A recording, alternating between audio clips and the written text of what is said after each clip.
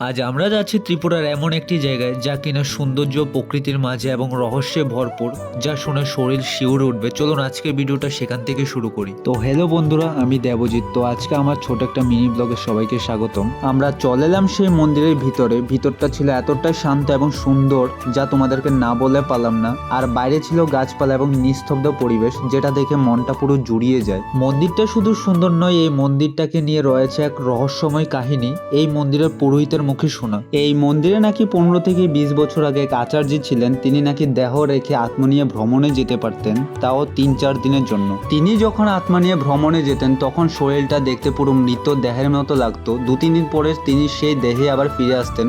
কথাটা শুনতে কাল্পনিক মনে হলো, এটাই সত্য। কিন্তু একদিন এমন হলো, তিনি আগের মতো ভ্রমণে গিয়েছিলেন, কিন্তু 2-3 দিনের জায়গায় 5-6 দিন হয়ে গিয়েছিল। তার সত্ত্বেও তিনি দেহে ফিরে না আসায় সবাই মনে করেছিলেন তিনি মনে হয় মারা গিয়েছেন। তারপরে ওই গ্রামের লোকেরা মিলে ওনার দেহটাকে এই জায়গাটার মধ্যে সৎকার করে দিলেন, কিন্তু আসলে তিনি তখনও ওনার আত্মা নিয়ে ভ্রমণেই ছিলেন। আজও ওই আচার্যের নাম করে পূজা অর্চনা করা হয় এই মন্দিরে। বন্ধুরা, এই জঙ্গলের মধ্যে এত সুন্দর রহস্যময় আশ্রম দেখে সত্যি আমি অবাক হয়ে গেছি। আশ্রমের সৌন্দর্য যেমন অসাধারণ, তেমনই ইতিহাসটা অনেক রহস্যে ভরা। তোমরা কি এই ধরনের ঘটনা আগে কখনো শুনেছো? তোমাদের কি মনে হয়, এটা কি সত্যি নাকি শুধু গল্প? কমেন্টে অবশ্যই জানিও। ঘটনাটি এমন একটি রহস্যময় ঘটনা যেটা শুনে আমি সেখানে অবাক হয়ে গিয়েছিলাম।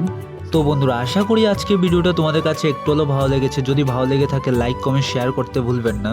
আর এইরকম ভিডিও যদি দেখতে চান আমার চ্যানেলটা সাবস্ক্রাইব এন্ড ফলো করে রাখুন। সবাই ততক্ষণের জন্য ভালো থাকুন। দেখা হবে আর একটা নতুন ভিডিওতে। Bye bye.